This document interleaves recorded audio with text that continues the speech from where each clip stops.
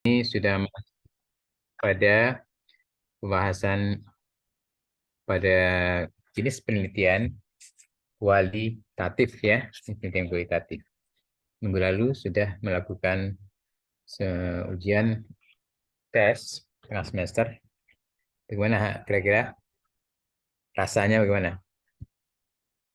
Mudah ya, mudah ya, karena kan tinggal menyalin. Tapi ya jangan menyalin kan, apa kata Bu apa Ustazah Putih dengan bahasa sendiri ya, bahasa sendiri. Nah, itu kan nilai bahasa sendirinya. Dan tidak ada waktu kompromi juga. Itu masing. Gimana rasanya? Susah atau sulit? Mudah atau sulit? Gimana? Lumayan, Ustaz. Nah, lumayan, lumayan, lumayan susah, lumayan sulit. Lumayannya arahnya kemana nih? Lumayannya arahnya ke sulit atau arahnya ke mudah? Tengah-tengah, Ustaz. Tengah ya. Oke, jadi kalau begitu benar. Jadi penilaian itu harus tengah-tengah. Nah, artinya tidak boleh terlalu mudah, tidak boleh terlalu sulit. Kalau mudah, artinya tidak bisa menggambarkan kemampuan sebagai suatu penilaian yang harus diberikan. Kalau terlalu sulit, juga tidak bisa membayangkan, menggambarkan suatu populasinya. Ya, dia harus di tengah-tengah, sedang-sedang aja ya, sedang-sedang. Ya, jadi artinya tidak bisa di ini ya, bisa di ya, jawab. Ada yang tidak bisa menjawab, tapi mudah-mudahan semuanya bagus. Tapi yang kan kemampuan, keterampilan di dalam menyusun narasi ya, ataupun mendeskripsikan suatu pemikiran, suatu jawaban. Jadi di sini dituntut untuk bisa berbahasa yang baik kan, bahasa yang baik. Dan nanti kan keluar ciri khas bahasa sendiri. Nah, pada pagi menjelang siang ini kita akan bicara tentang apa topiknya? Eh, analisis. Analisis isi, Ustaz. Analisis ya. Siapa yang berbicara di sini? Silakan.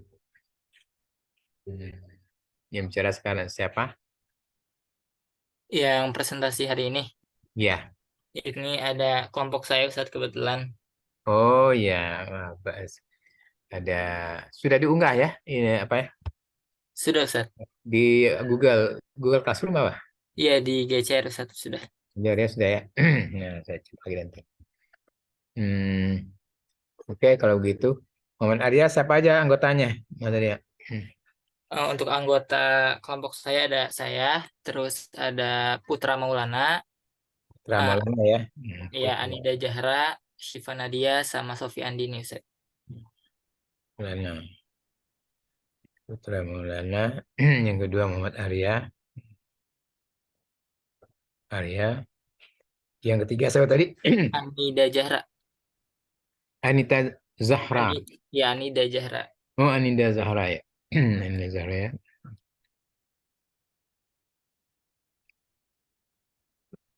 Satu lagi. Syifa Nadia sama Sofi Andini, Ustaz. Syifa Nah, Nadia. ya. Nadia dan Sofi Andini. Sofi Andini. Oke ya. Ini ada 5 ya. Kelas D. Kelas D ya. Iya, Berapa? Ustaz. Ini kelas D aja ya. Oke. Kalau begitu silakan Arya, Putra Maulana, Zahra, Anida Zahra, Syifa Nadia, dan Sofi Andini untuk menyajikan persiapan-persiapan, sajikan dengan mudah-mudahan secara runtut, jelas, sehingga nanti bisa memancing pertanyaan, bisa diskusi lebih panjang lebar tentang penelitian konten analisis atau analisis isi. Ya, silakan. Hmm, Arya. Iya, baik, Prof. Terima kasih. Boleh dibantu share screen ya?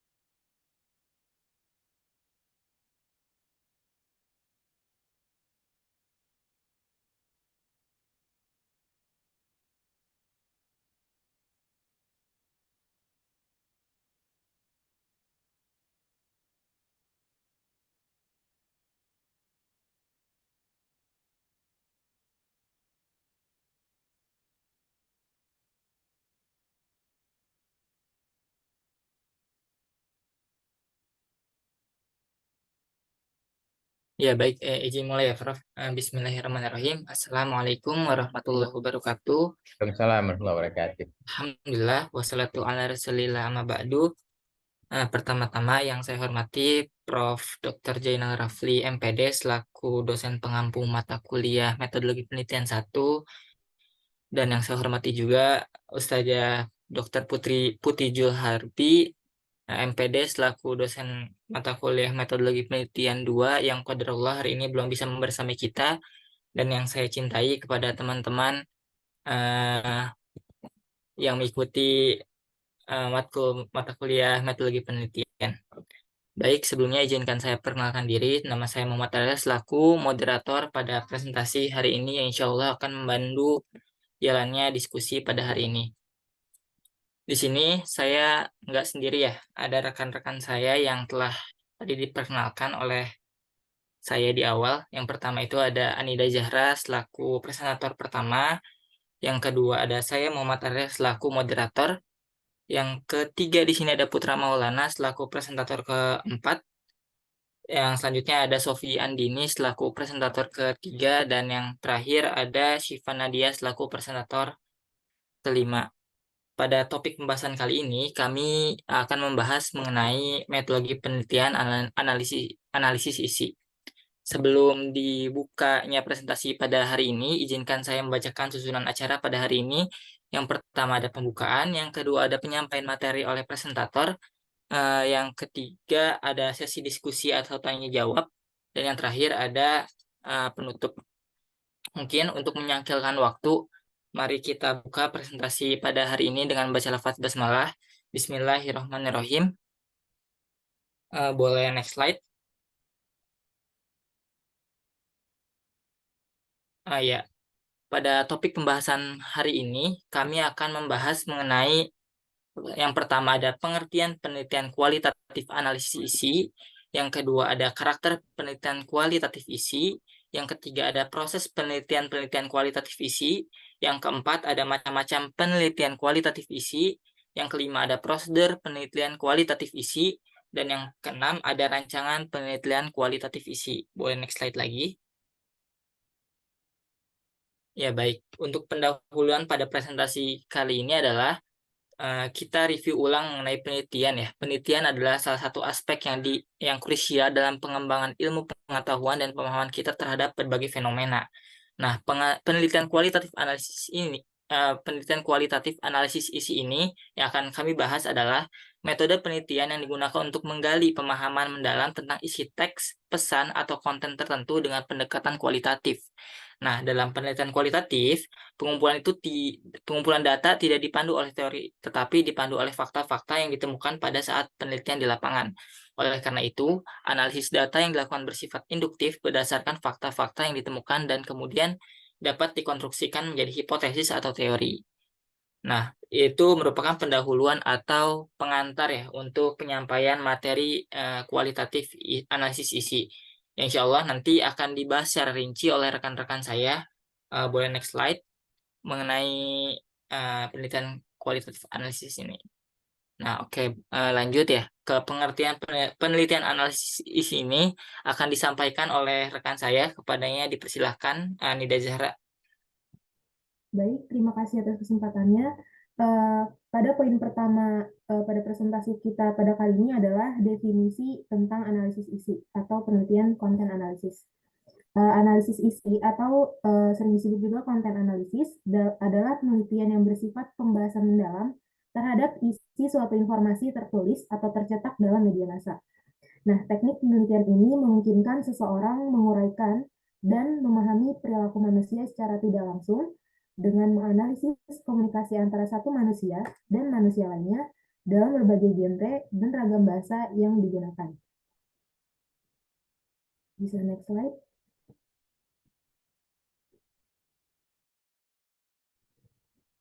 Berikut adalah pengertian tentang penelitian analisis atau konten analisis menurut para ahli.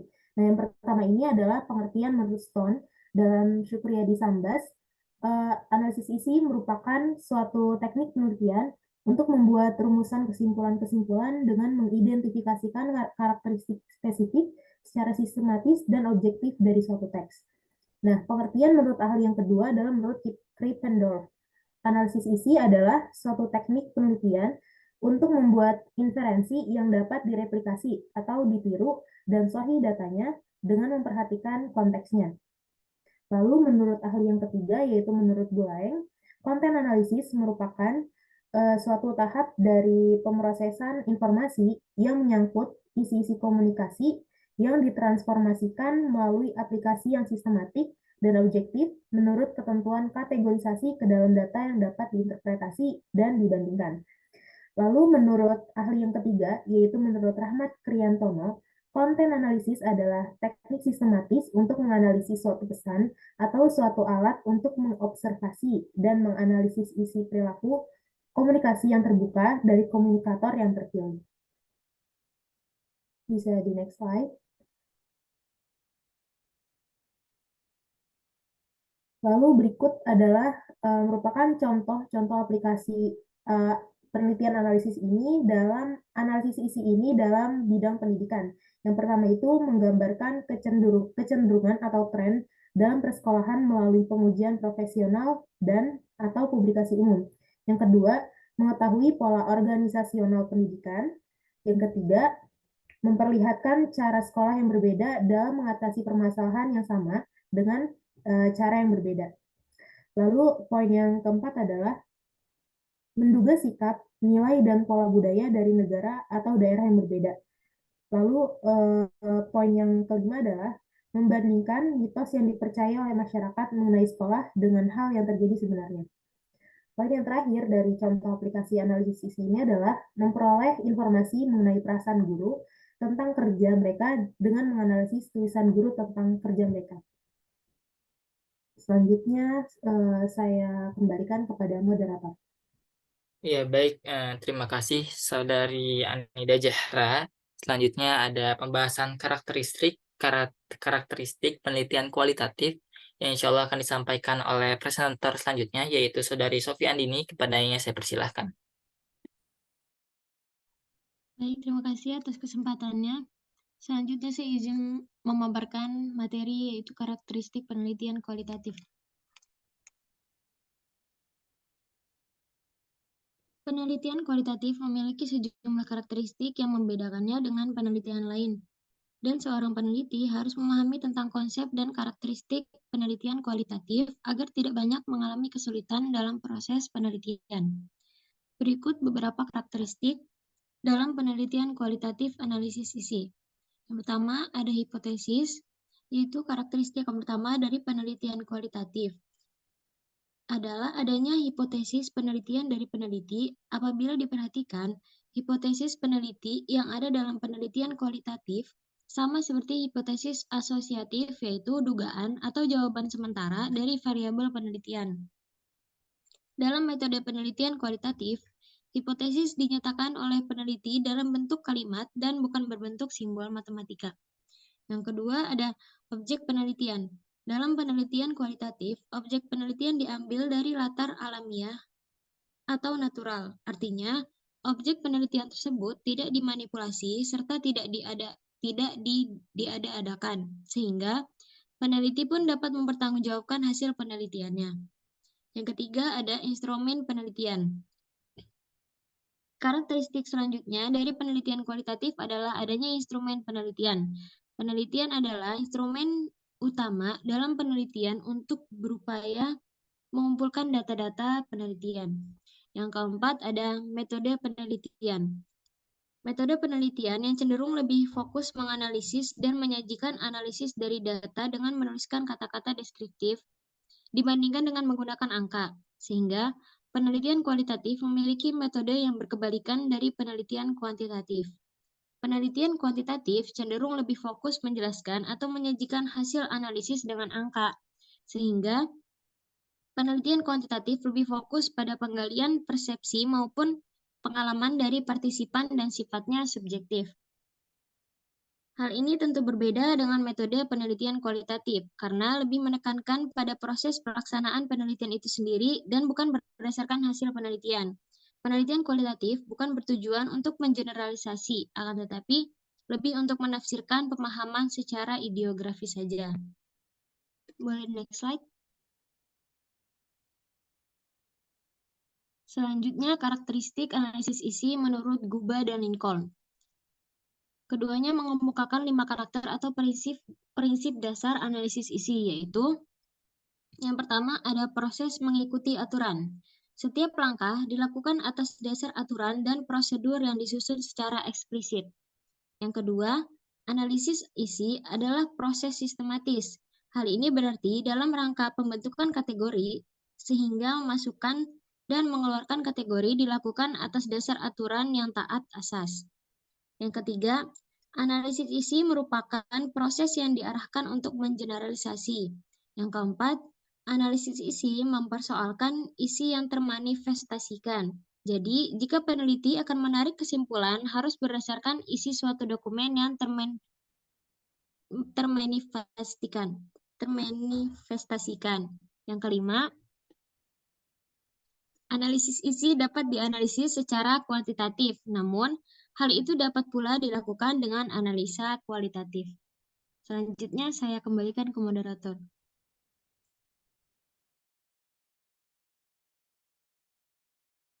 Ya, baik. Terima kasih Saudari Sofi Andini yang telah memaparkan materi mengenai karakteristik penelitian analisis isi. Selanjutnya yaitu ada proses penelitian kualitatif isi yang akan disampaikan oleh rekan saya, Saudara Putra Maulana. Kepadanya saya persilahkan. Ya, terima kasih atas kesempatannya, akhi moderator. Selanjutnya ada pembahasan poin keempat ya, teman-teman, yaitu tentang proses penelitian kualitatif. Nah, proses penelitian konten analisis dengan pendekatan kualitatif memiliki beberapa tahap, yaitu, nah di sini ada 3 tahap ya. Tahap pertama, tahap deskripsi atau orientasi, yaitu di mana peneliti mendeskripsikan apa yang dilihat, didengar, dirasakan, dan ditanyakan. Lalu tahap yang kedua yaitu tahap reduksi. Pada tahap ini, peneliti mereduksi segala informasi yang telah diperoleh pada tahap pertama untuk memfokuskan pada masalah tertentu. Data yang perlu disortir adalah data yang bersifat menarik, penting, berguna, dan baru. Selanjutnya, tahap yang ketiga yaitu tahap terakhir, yaitu tahap seleksi. Pada tahap ini, peneliti menguraikan fokus yang telah ditetapkan menjadi lebih rinci pada tahap ketiga ini. Setelah peneliti melakukan analisis yang mendalam terhadap data dan informasi yang diperoleh, maka peneliti dapat menemukan tema dengan cara mengkonstruksikan data yang diperoleh menjadi suatu pengetahuan, hipotesis, atau ilmu baru. Boleh next.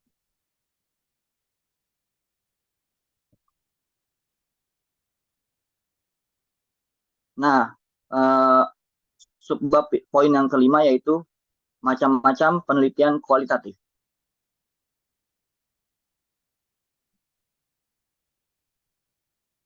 Nah, penelitian kualitatif analisis isi adalah metode penelitian yang digunakan untuk menganalisis isi teks, dokumen, atau konten verbal dan non-verbal. Metode ini digunakan untuk memahami makna, pola, dan struktur dalam data kualitatif. Nah, di sampingnya itu ada macam-macam penelitian kualitatif analisis isi. Yang pertama, analisis isi klasik. Nah, metode ini digunakan untuk mengidentifikasi, mengkategorikan, dan menghitung frekuensi kemunculan kata atau frasa tertentu dalam teks. Tujuan analisis isi klasik adalah untuk mengukur sejauh mana suatu topik atau tema tertentu muncul dalam teks.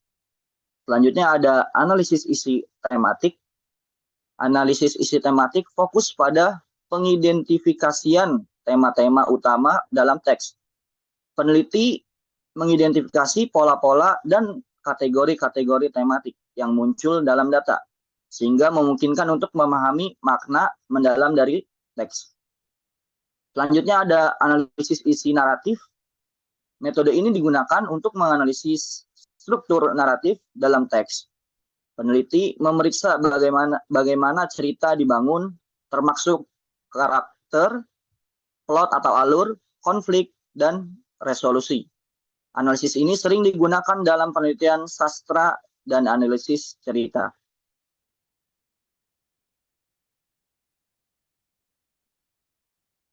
Selanjutnya ada analisis isi semantik. Nah, analisis isi semantik berfokus pada makna kata-kata dan frasa dalam teks. Peneliti mencoba untuk memahami konsep-konsep dan makna yang terkandung dalam teks, seringkali dengan menggunakan teori linguistik dan analisis bahasa. Selanjutnya ada analisis isi visual. Metode ini digunakan untuk menganalisis konten visual seperti gambar, foto, atau video. Peneliti memeriksa elemen-elemen visual dan mencoba untuk memahami pesan atau makna yang disampaikan melalui gambar ataupun video ataupun yang lainnya. Selanjutnya ada analisis isi komparatif. Dalam analisis isi komparatif, peneliti membandingkan isi dari 2 atau lebih set data, seluruh data untuk mengidentifikasi perbedaan dan kesamaan dalam tema, pesan, atau makna yang muncul. Selanjutnya ada analisis isi kualitatif terbuka. Dalam pendekatan ini, peneliti tidak memiliki kerangka kategori sebelumnya, melainkan membiarkan kategori-kategori muncul dari data itu sendiri. Ini memungkinkan peneliti untuk mengeksplorasi makna baru yang mungkin tidak terduga. Selanjutnya ada analisis isi konten online. Analisis isi juga dapat diterapkan secara online, seperti pada posting media sosial, postingan media sosial, blog, komentar di Instagram, atau lainnya. Ini dapat membantu dalam memahami tren, sentimen, dan komunikasi online. Selanjutnya ada analisis isi cross kultural, yaitu peneliti ini memfokus pada perbandingan isi teks dari budaya yang berbeda untuk memahami perbedaan dan kesamaan dalam makna dan pesan yang disampaikan dalam teks. Yang terakhir ada analisis isi untuk penelitian kualitatif lainnya, yaitu analisis isi juga dapat digunakan dalam penelitian kualitatif lainnya, seperti wacana, analisis teks, atau analisis teks multimedia. Nah, pemilihan metode analisis isi yang tepat tergantung pada tujuan peneliti dan jenis data yang ada yang kita miliki. Penting untuk memilih metode yang sesuai dengan pertanyaan peneliti dan sumber data yang digunakan. Mungkin dari Ana sekian, Ana kembalikan ke moderator. Iya, baik. Terima kasih Saudara Putra Maulana yang telah memaparkan materi. Selanjutnya yaitu ada materi prosedur penelitian kualitatif yang akan disampaikan oleh rekan saya sekaligus presentator terakhir ya, kepada Saudari Syifa Nadia. Saya persilakan. Jadi terima kasih Arya atas kesempatannya. Selanjutnya yaitu ada prosedur penelitian kualitatif. Nah, prosedur penelitian kualitatif analisis isi ini menurut Frankel and Whelan menjelaskan ada 8 langkah dalam melakukan penelitian dengan metode analisis isi. Nah, ke-8 langkah itu adalah sebagai berikut. Yang pertama yaitu ada penentuan sasaran. Nah, penentuan sasaran ini terbagi menjadi 6 poin. Yang pertama yaitu menentukan sasaran khusus yang ingin dicapai. Yang kedua yaitu untuk memperoleh informasi deskriptif tentang sebuah topik. Yang ketiga, untuk memformulasikan tema yang membantu mengorganisasi dan membuat sense atau rasa pada sejumlah besar informasi deskriptif. Yang ketiga, yaitu yang keempat, untuk mengecek penemuan penelitian lainnya. Yang kelima, untuk mendapatkan informasi yang berguna untuk menyangkut masalah pendidikan. Dan yang keenam, yaitu untuk mengetes hipotesis analisis. Poin yang kedua yaitu menentukan unit analisis. Nah, untuk menentukan unit analisis ini fungsinya untuk mengetahui apa yang sebenarnya dianalisis, apakah kata, atau frasa, atau kalimat, atau paragraf. Nah, unit yang akan digunakan ini untuk melaksanakan dan melaporkan analisis harus dispesifikasi sebelum peneliti memulai analisis. Poin yang ketiga yaitu menentukan data yang relevan. Ketika sudah jelas sasaran dan unit analisisnya, peneliti harus menentukan data yang akan dianalisis dan yang relevan dengan sasaran.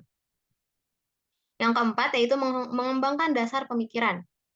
Mengembangkan dasar pemikiran ini, peneliti itu harus memerlukan hubungan yang konseptual untuk menjelaskan bagaimana dan dihubungkan dengan sasaran. Hubungan antara pertanyaan dan isi sering sangat nyata.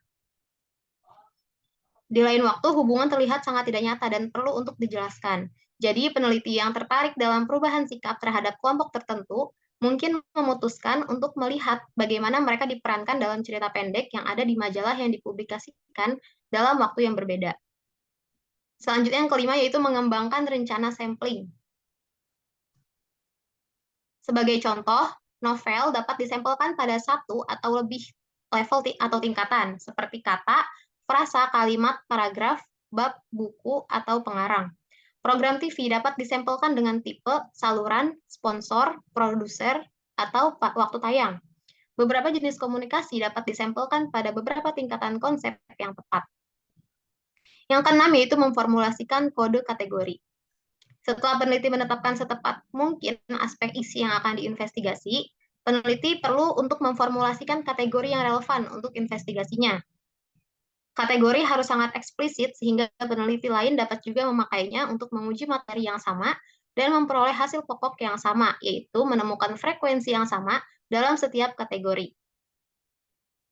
Yang ketujuh yaitu validitas dan reliabilitas.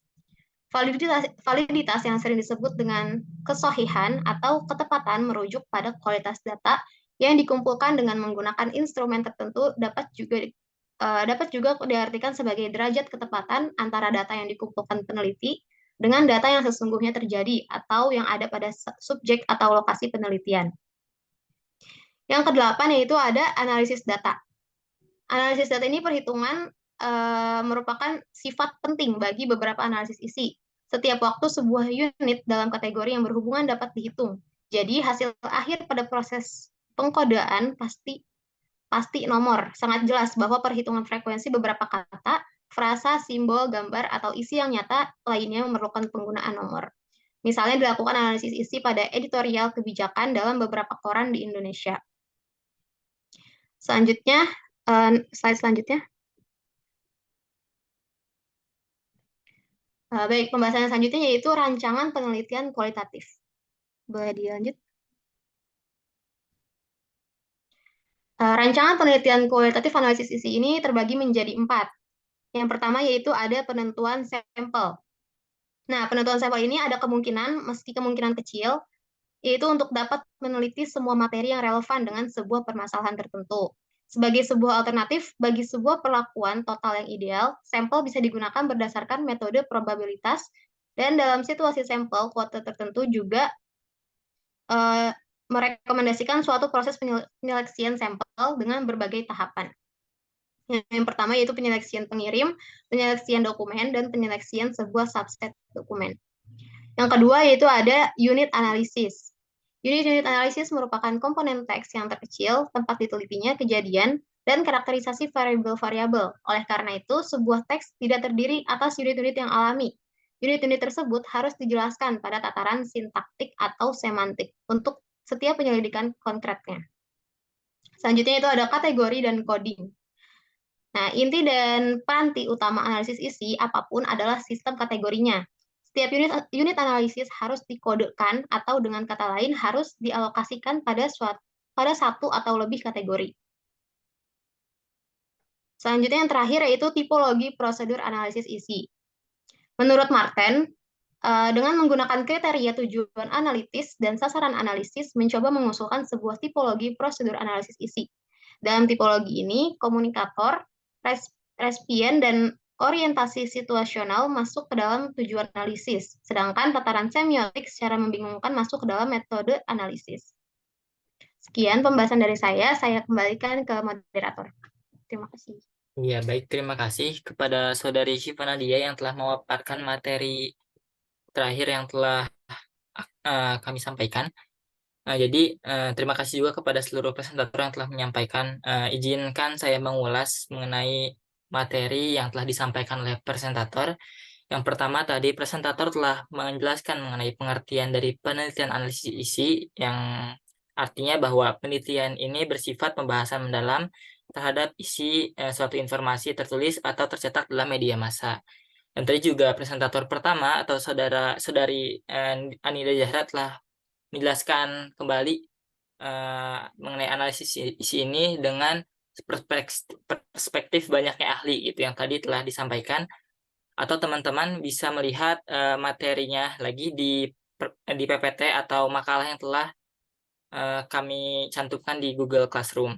Selanjutnya juga dijelaskan mengenai karakteristik penelitian kualitatif. Yang pertama ada hipotesisnya, objek penelitiannya, instrumen penelitian, metode penelitian.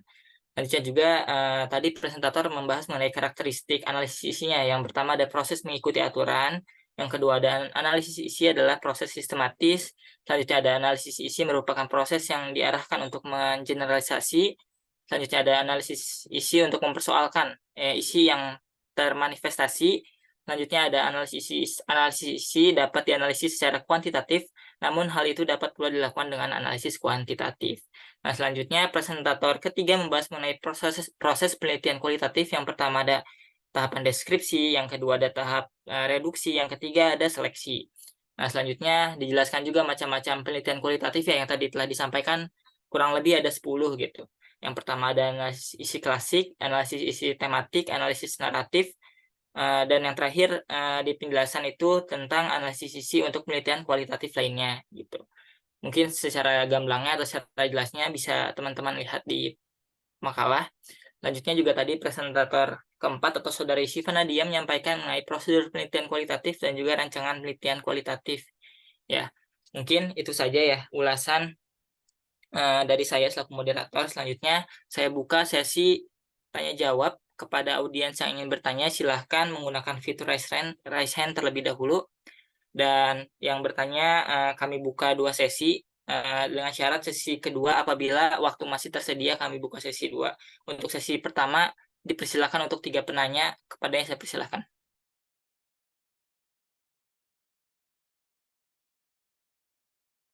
Ya, silakan. Yang lain. 3 orang itu diberikan kesempatan 3 orang. Silakan siapa yang duluan. Nah, itu sudah ada ini. Diana Susilawati sudah raise hand. Oh iya, baik. Dipersilakan kepada saudari Diana Susilawati, saya persilakan. Ya, baik, terima kasih kepada Arya dan kelompoknya. Saya izin bertanya, bagaimana sih cara kita sebagai peneliti dalam mengukur reliabilitas pada penelitian analisis isi ini, dan tindakan apa yang dapat kita lakukan untuk mengurangi bias dalam penelitian analisis isi ini? Jelas nggak pertanyaannya? Iya, sudah cukup jelas. Terima kasih saudari Diana. Mungkin pertanyaannya kami tampung terlebih dahulu.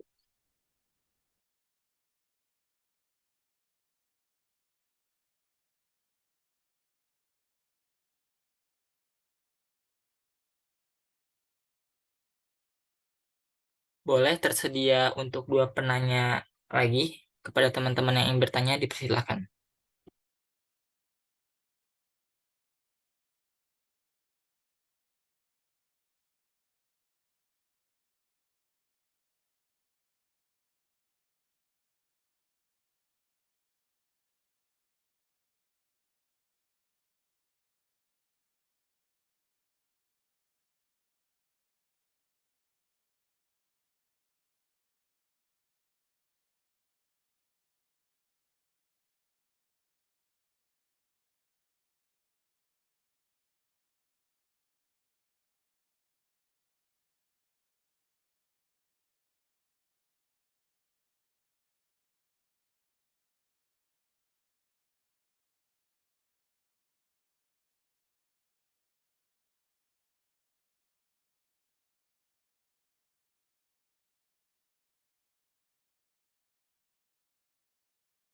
Bagaimana teman-teman? Apakah ada yang ingin bertanya lagi?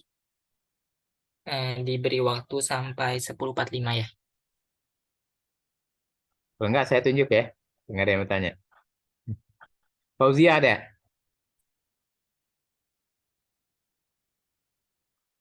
Fauziah, kelihatannya tidak ada tempat ya. Nah, saya akan coret tidak hadir sebenarnya Fauziah.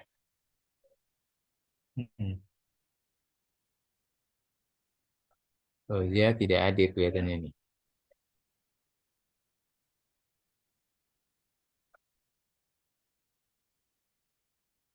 Oke. Fatur Rahman, ada nggak?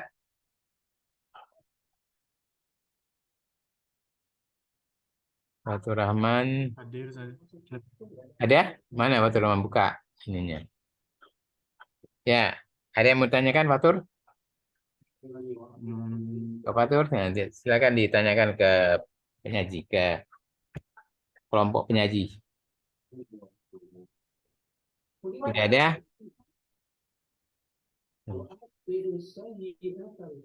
Tidak ada.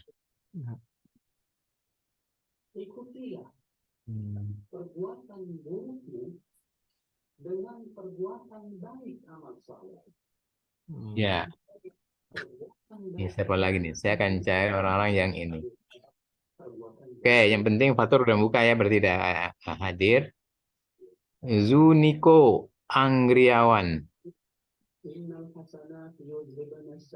Tidak ada ya? Ada Ustaz? Oh ada. Nah, ada pertanyaan nggak? Nggak ada Ustaz. Nggak ada ya? Oke ya. Siapa lagi nih?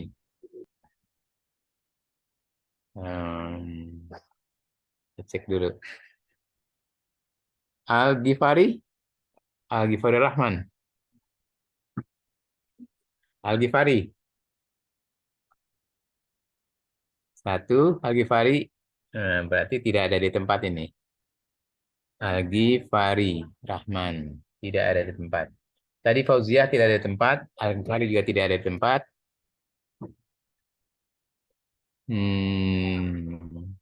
Amelia Oktaviani. Amelia. Tidak juga ada. Nah, ini kelihatan bohongnya ini. Ditutup untuk bisa tidak menyimak. Oktaviani tidak ada ya. Ustadz Afwan Fauzia hadir tadi. Mana? Ada?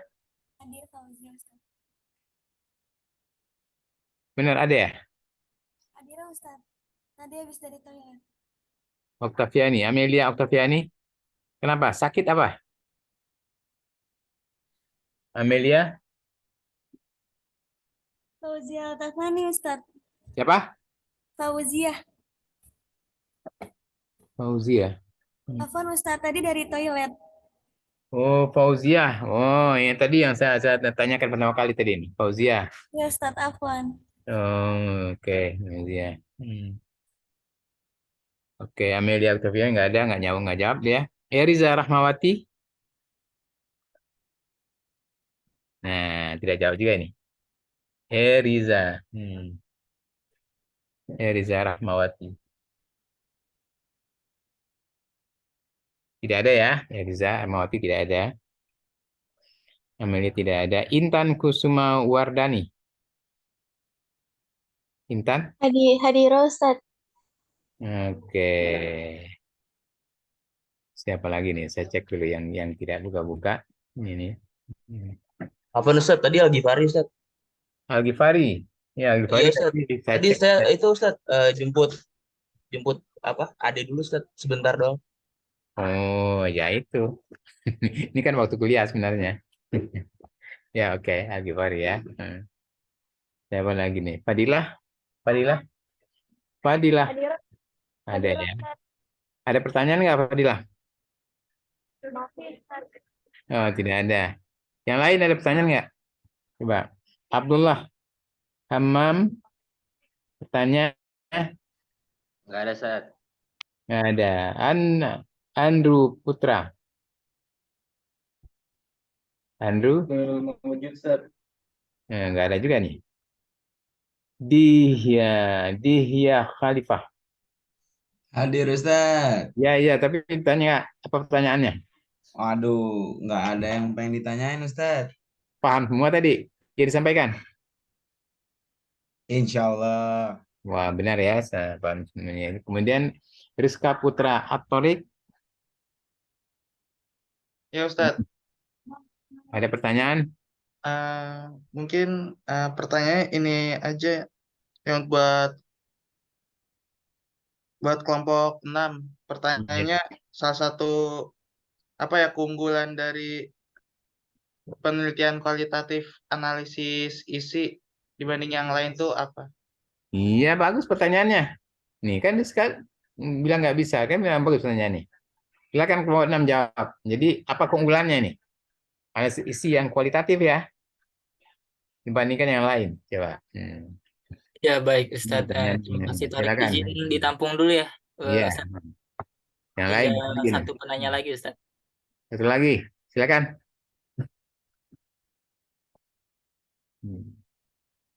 Silakan dicari apa kira-kira. Tadi kan keunggulan tadi kan ditanya tadi. Keunggulannya apa? Saudara Hamam Usama tadi japri saya Ustadz, izin bertanya katanya. Oh iya, silakan. Ya. Beliau bertanya terkait kendala penelitian kualitatif analisis isi.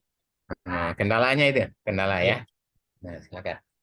Mungkin sudah Ustadz, sudah 3 pertanyaan. Udah 3 ya dengan yang Ya. pertama. Ya, jadi udah 3 semuanya. Baik, Silakan pikirkan jawabannya. terima kasih Prof. Silakan. Izinkan kami berdiskusi terlebih Ya, dahulu. silakan. Mungkin sambil menunggu presentator diskusi, mungkin saya izin menampilkan artikel mengenai contoh analisis isi ya Ustaz. Nah, bagus. Contohnya harus ditampilkan biar ketahuan. Ya, silakan. Boleh kepada Saudara Adli, boleh bantu share screen?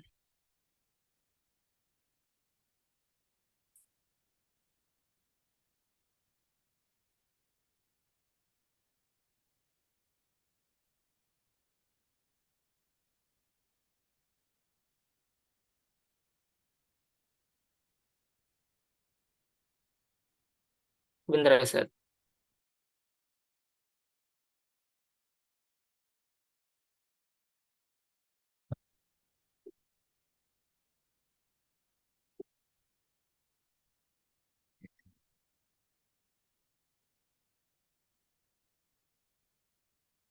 Apakah sudah terlihat?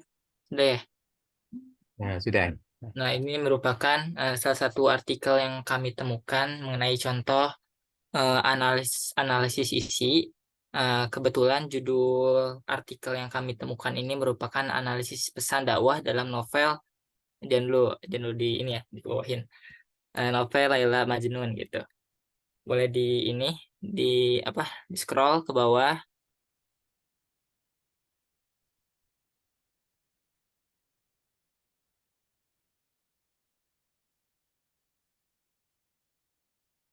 Burem ya. Nah, coba ke bawah lagi. Lagi.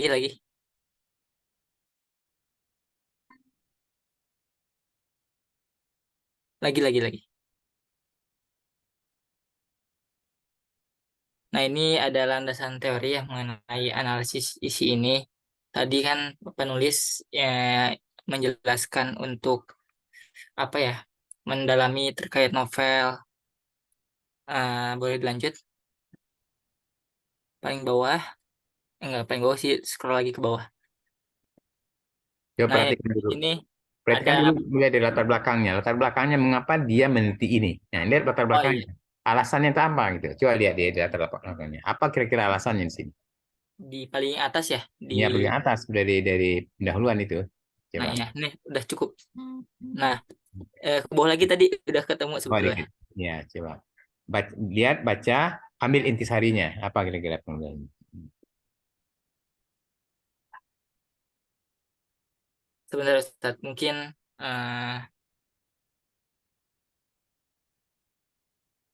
kata kuncinya saja di sini ya, dilihat. Bentar. Saya izin menjelaskan. Mana?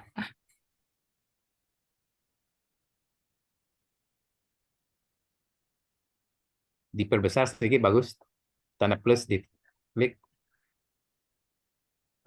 Ya, udah. Cukup. Bahwa ini Ustaz Afan, izin menjelaskan ya.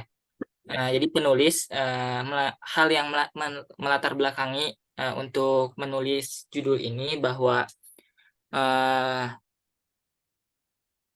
bahwa ini tuh ngambil dari penelitian sebelumnya dari Universitas Negeri Semarang mengenai yang mengatakan bahwa ada hubungan intertekstual antara novel Laila Majnun karya Nizami Gonzavi dengan novel Romeo and Juliet, nah karya William Shakespeare. Nah, novel Laila Majnun ini dan Romeo and Juliet ini memiliki pengaruh dalam penciptaannya. Nah, Laila Majnun ini merupakan hipogram dari kelahiran Romeo and Juliet. Nah, jadi yang melatar belakangi penulis untuk melakukan penelitian ini yaitu tentang pesan-pesan dakwah yang terkandung dalam novel Laila Majnun berdasar amatan dan pemahaman awal penulis dari karya tersebut. Nah, yang menunjukkan bahwa novel Laila Majnun ini adalah karya yang sangat populer yang mengandung simbol cinta, ketuhanan, dan cinta yang ideal yang seharusnya ada pada setiap manusia. Jadi, pesan yang ingin disampaikan dan sekaligus apa yang melatar belakangi dari novel Laila Majnun ini ya pesan dakwah yang ada dalamnya gitu, dan juga meneruskan kaitannya dengan novel Romeo and Juliet karena menurut sudut pandang penulis ini terdapat kesamaan gitu dalam teksnya seperti itu, intertekstualnya. Mungkin itu Ustaz, terkait yang hal yang melatar belakangi penulis menulis artikel ini. Selanjutnya di landasan teori ya, boleh ke landasan teori. Di situ ada prosedur analisis isi. Yang paling bawah yang prosedur analisis isi. Nah, ini. Nah, jadi prosedur analisis isi adalah prosedur yang bertahap dan sistematis yang digunakan untuk menjawab pertanyaan-pertanyaan penelitian yang tadi telah dipaparkan juga sama materi mengenai prosedur analisis isi. Yang pertama di sini ada seleksi datanya nih. Dalam analisis isi, keseluruhan teks dibuat kesimpulan-kesimpulan secara umum, kemudian dilakukan pemilihan terhadap teks yang ada hubungannya secara langsung dengan tema atau judul. Yang tadi telah disampaikan di atas ya, hal yang melatar belakangi penulis untuk menulis teks ini ya itu perbandingan bukan perbandingan sih, persamaan antara Romeo and Juliet dengan novel yang Laila Majnun ini. Selanjutnya ada menentukan unit analisis. Nah, setelah dilakukan analisis yang pertama kan, maka beberapa pesan yang ada di keseluruhan teks itu dicatat untuk pencatatan recording atau unit gitu, yaitu mengenai bagian isi apa yang akan dicatat dan dianalisis. Nah, setelah menyeleksi cerita yang terdapat dalam novel Laila Majnun, peneliti mengambil beberapa isi dialog yang terdapat pada novel Laila Majnun ke beberapa kategori yang mengandung pesan dakwah, bukan untuk menjawab apa yang dituliskan, namun bagaimana disampaikan dalam novel. Jadi setelah tadi udah diseleksi data, lalu penulis juga di sini menelaah gitu lebih dalam mengenai untuk menentukan unit-unit yang akan dianalisis lebih lanjut gitu. Yang tadi yang di sini kan disampaikan bahwa hal yang di-highlight atau yang diutamakan dalam penelitian ini yaitu dialog yang terdapat dalam novel Laila Majnun. Nah, selanjutnya ada mengembangkan kategori-kategori isi. Nah, kategori-kategori ini berasal dari hal-hal yang udah tadi diteliti di atas gitu, hal-hal yang udah untuk ditentukan unit analisisnya gitu. Nah, kategori-kategori yang sudah dibuat dan dikembangkan menjadi bagian-bagian selanjutnya yang diklasifikasikan sehingga satu sama lain bisa sesuai dan seimbang. Jadi setelah tadi dipilah-pilih, lalu tahap mengembangkan kategori-kategori isi ini yaitu meluaskan atau mengklasifikasikan sehingga jadi satu kesatuan yang seimbang gitu. Nah, selanjutnya ada analisis data. Nah, setelah menjadi beberapa kategori, lalu beberapa kategori nominal itu mengisyaratkan sebagai data kualitatif. Nah, bentuk-bentuk dari beberapa kategori menjadi petunjuk terhadap apa yang dikomunikasikan. Nah, adapun pengetahuan tentang banyaknya bagian-bagian unit yang tadi telah dipaparkan dari setiap kategori menjadi petunjuk dalam menentukan berapa frekuensi atau banyaknya pesan-pesan yang disebutkan dan dikomunikasikan. Nah, terkait pesan-pesan yang akan disampaikan ini, itu dibahas di hasil pembahasan seperti itu. Nah, boleh selanjutnya. Nah, di sini ada penulis langsung ya seperti biasanya mencari teori-teori mengenai apa itu novel dan lain-lain gitu. Boleh dilanjut langsung ke ke metodologi penelitiannya.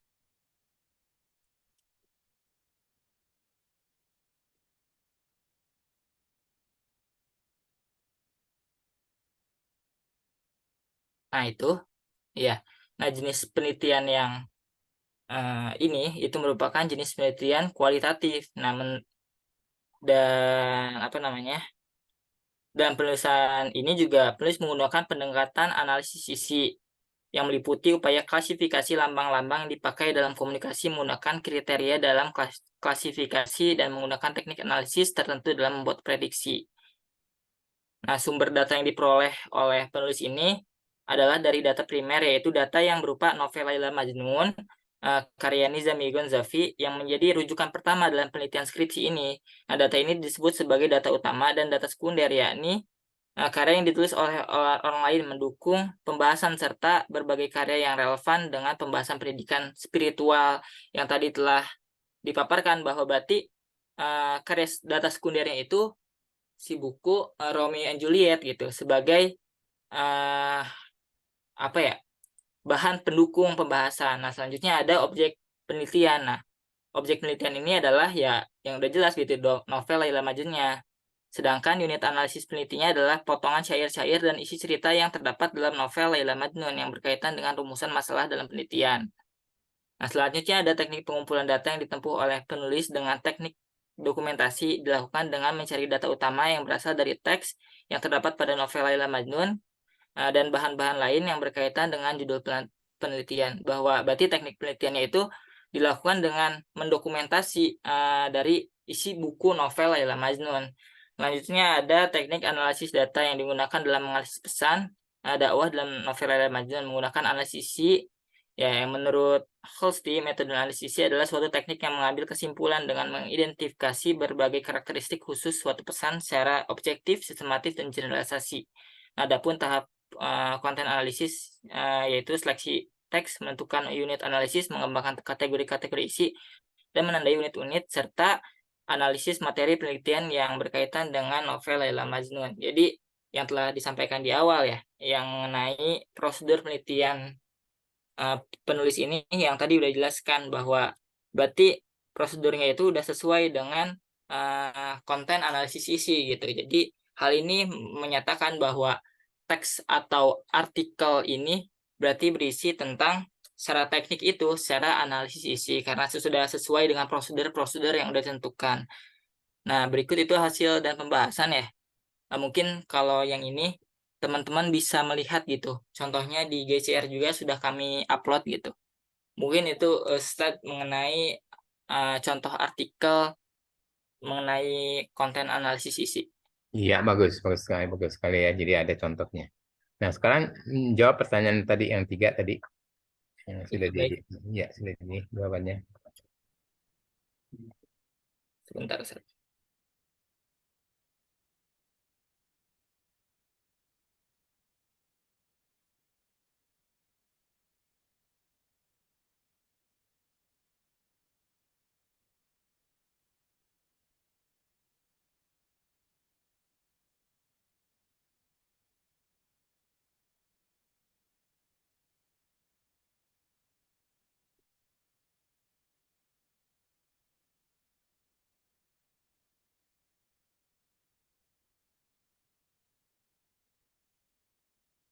Baik, untuk pertanyaan Diana akan dijawab oleh Saudara Putra Maulana. Kepadanya saya persilahkan.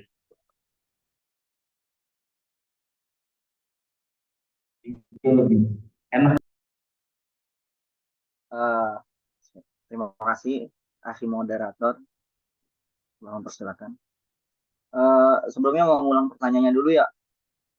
Di Diana. Tadi ya.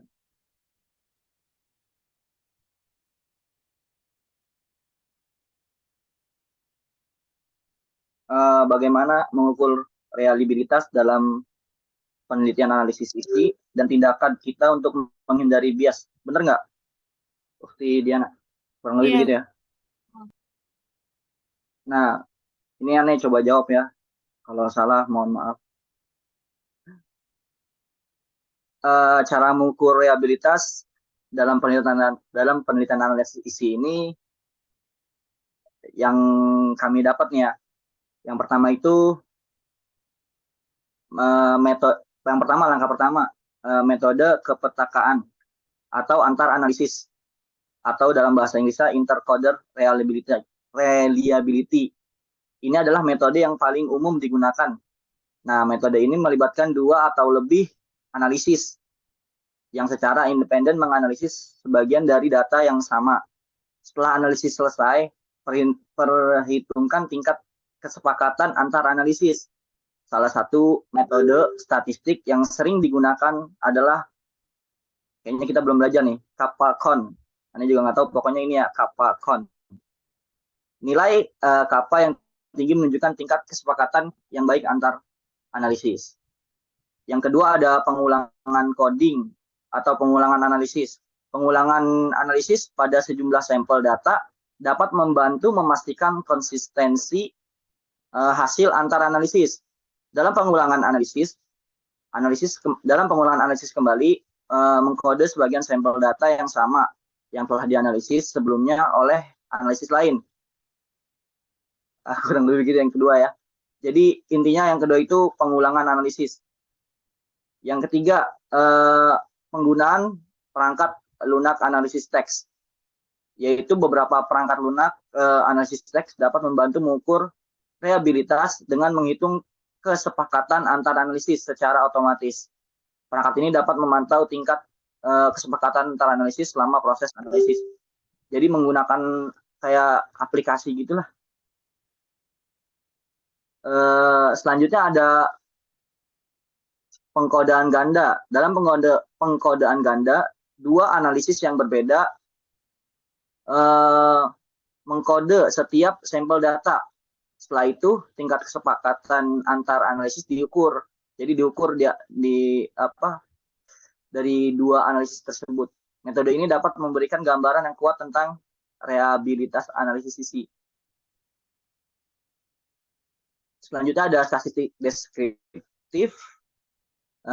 Juga dapat menggunakan ini yang tadi statistik deskriptif sederhana seperti persentase, kesepakatan antar analisis, dan koefisien antara analisis. Terutama jika kategori atau variabel yang diukur bersifat nominal atau ordinal. Yang terakhir ada uji kembali atau tes retest. Dalam bahasa Inggrisnya ya, tes retest. Nah, dalam beberapa situasi kita dapat mengukur nih reliabilitas dengan melakukan uji kembali, yaitu dengan mengkode sampel yang sama oleh analisis yang sama pada waktu yang berbeda. Nah, selanjutnya yang cara menghindari bias ya. Sebelum ini dulu kita kasih tahu dulu nih, bias itu apa sih? Bias adalah deviasi dari kebenaran. Perbedaan secara sistematis dari nilai sebenarnya yang terjadi dalam bias. Nah, bias dikenal juga dengan systematic error. Bisa dapat terjadi pada semua jenis penelitian. Jadi bias ini bisa terjadi pada semua penelitian ya, bukan cuma pada penelitian analisis isi. Terus, nah, kenapa sih sering terjadi bias? Salah satunya diantaranya di dalam kesalahan di dalam perencanaan dan penelitian, bagaimana penelitian dilakukan. Jadi cara menghindari bias ya perencanaan dan bagaimana penelitian itu dilakukan harus apa ya? Jadi harus sesuai dengan yang tertera dalam penelitian tersebut. Misalkan seperti tadi nih ya. Misalkan seperti tadi proses penelitian yang sudah kita bahas di presentasi, proses penelitian kualitatif. Nah, sesuai dengan urutannya tuh, yang pertama ada tahap deskripsi, tahap reduksi, tahap seleksi. Nah, itu harus sesuai, harus berurutan. Jadi kita bisa menghindari bias. Terus juga prosedur penelitian kualitatif. Nah, ini harus dilakukan secara berurut dan terstruktur. Jadi jika sudah dilakukan secara berurut dan terstruktur itu, insya Allah kita bakal menghindari bias. Gimana Ukti dia? Oke.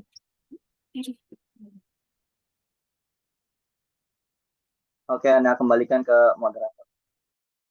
Iya, terima kasih Saudara Putra Maulana dan atas jawabannya dan Diana yang telah bertanya. Izin menjelaskan sedikit ya mengenai penjelasan dari Putra Maulana.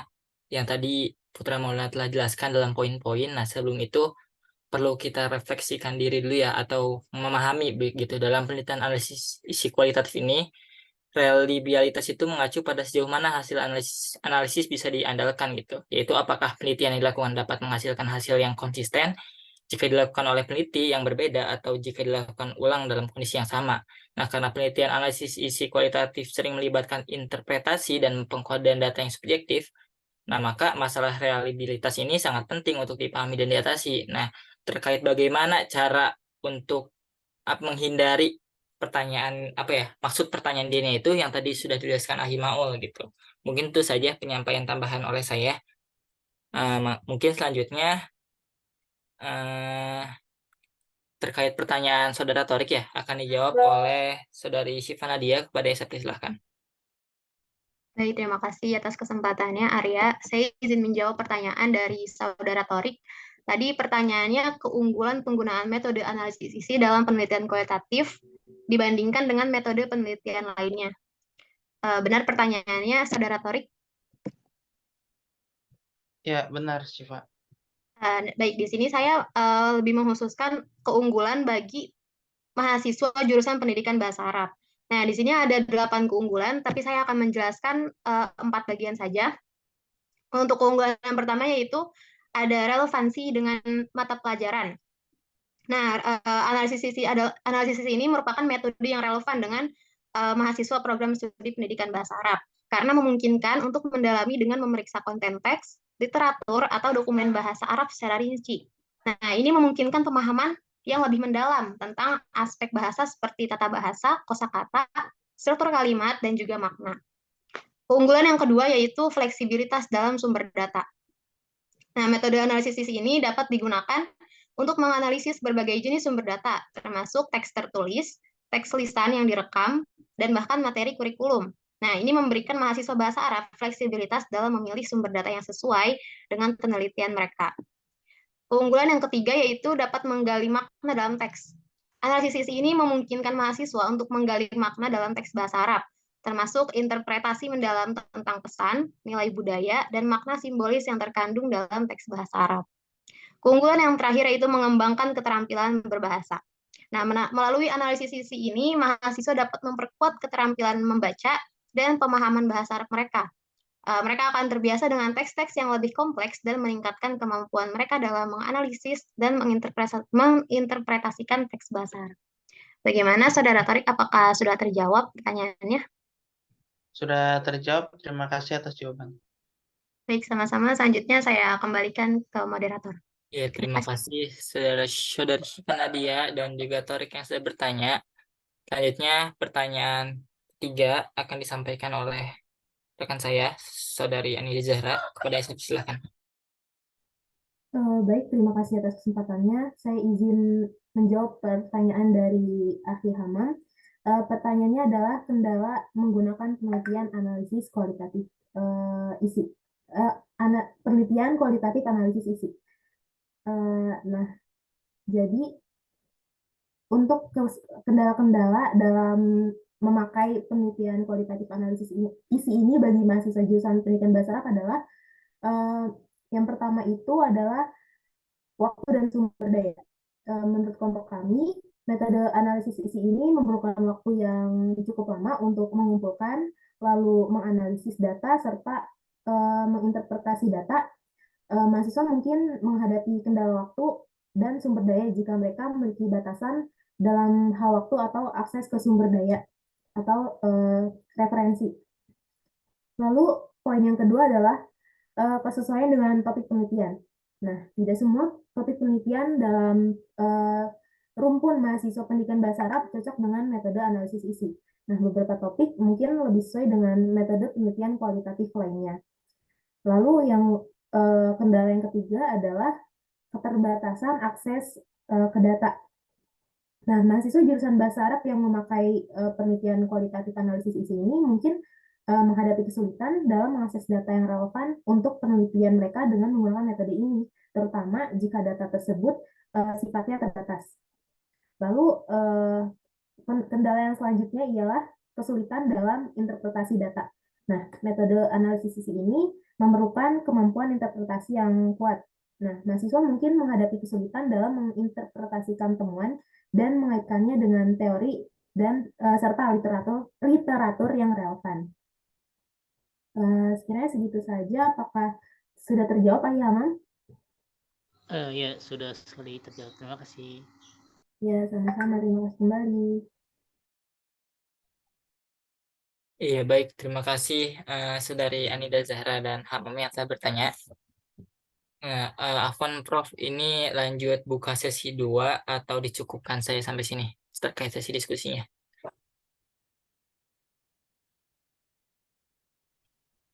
Jadi jawaban uraian ataupun presentasi cukup bagus karena udah mencakup semua.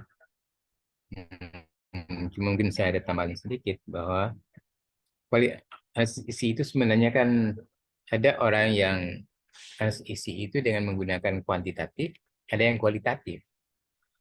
Nah, tapi sebenarnya isi itu kan lebih pada dasarnya dia kualitatif. Tetapi banyak orang juga menggunakan cara-cara kuantitatif di dalamnya. Akhirnya analisis isi itu bisa menjadi penelitian gabungan karena di dalamnya ada kualitatif, ada kuantitatif. Nah, beberapa ahli itu mengkategorikan, ada yang mengkategorikan kuantitatif itu dengan menghitung kategori yang muncul dalam satu fenomena.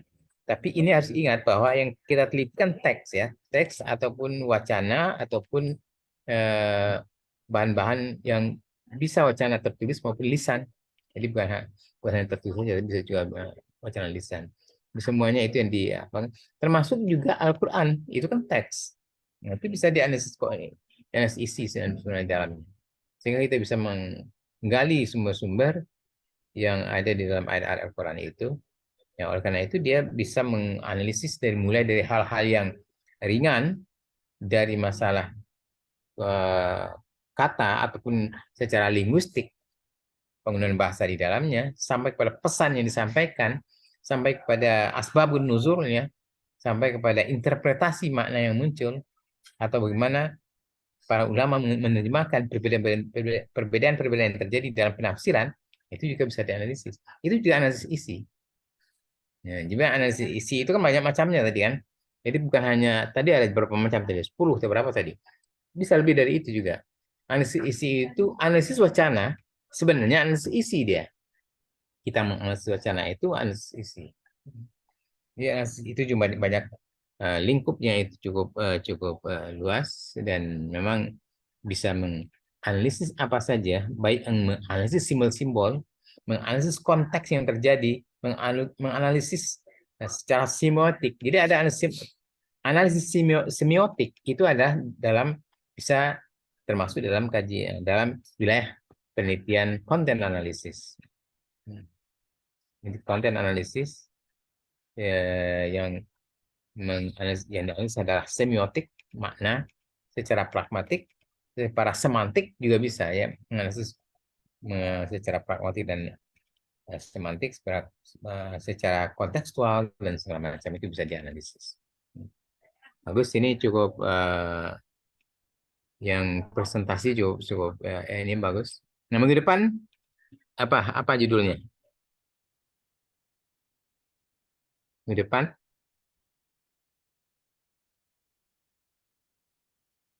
apa? Minggu depan itu membahas tentang penelitian kualitatif, etnografi, dan studi kasus. Ini banyak ya. Hari ini cuma konten analisis. Karena konten analisis itu bisa dianalisis secara kuantitatif, bisa secara kualitatif ya. Dan malah bisa menjadi gabungan keduanya. Di dalamnya ada kuantitatif dan kualitatif. Ya.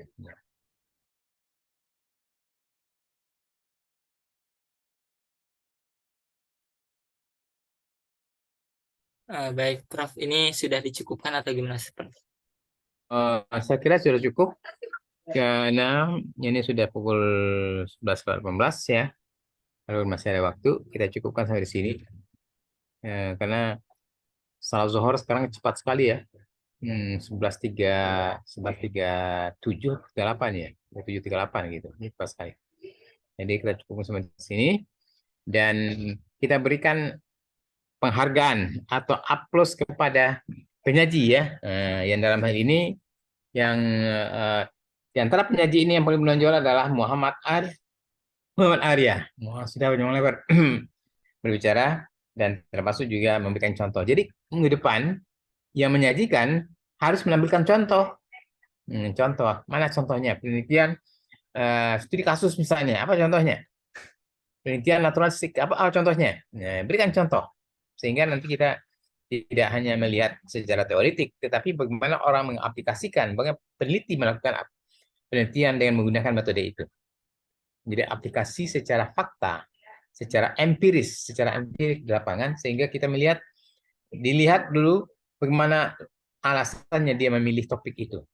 Nah, tadi dari tadi ya, mengapa dia memilih. Jadi dalam bab dari pendahuluan ada itu, alasan-alasan pilihan memilih judul. Permasalahannya apa yang akan dipecahkannya. Kemudian bagaimana hubungannya dengan kajian teorinya, metodologi penelitiannya, dan pembahasannya sampai pada kesimpulannya apa. Nah, itu nanti yang perlu disampaikan nanti untuk bagi yang menyajikan minggu depan. Dan mari kita berikan reaksi kepada yang menyajikan hari ini. Reaksinya bisa bagus ya, bisa tepuk tangan ya, artinya sudah cukup bagus. Dan yang bertanya juga bagus.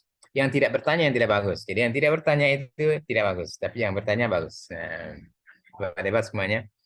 Nah, mudah-mudahan minggu depan bisa lebih semarak lagi. Jadi jangan segan-segan, jangan sungkan-sungkan, jangan malu-malu untuk bisa bertanya. Menambah penjelasan kah? Atau meminta penjelasan tambahan kah? Atau karena tidak ada menambah pemahaman atau memberikan contoh atau apa sekalipun, silakan nanti dipertanyakan sehingga diskusi menjadi lebih semarak. Ya, oke. Jadi ini dalam penelitian-penelitian untuk ilmu seperti pendidikan bahasa Arab, ini analisis ini juga bagus. Ya seperti tadi menganalisis bahasa Al-Quran misalnya kan, nah itu bagus sekali. Jadi nanti coba cari contoh-contoh di dalam penelitian yang sudah dilaksanakan orang yang melakukan analisis terhadap bahasa Al-Quran dengan konten analisis. Banyak sekali. Cari. Ya. Nah, terima kasih sampai di sini. Kita cukupkan. Dan aplaus kepada penyaji tadi, penghargaan kepada yang kelima-limanya.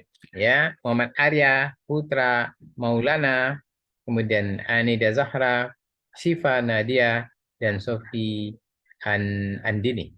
Ya, hebat semuanya. Dan mudah-mudahan minggu depan lebih bagus. Sehat semuanya ya. Sekian, saya mengundurkan diri karena mempersiapkan mau salat zuhur lagi. Assalamualaikum warahmatullahi wabarakatuh. Waalaikumsalam. Waalaikumsalam warahmatullahi wabarakatuh. Syukran, Prof. Jazakallah. Ya.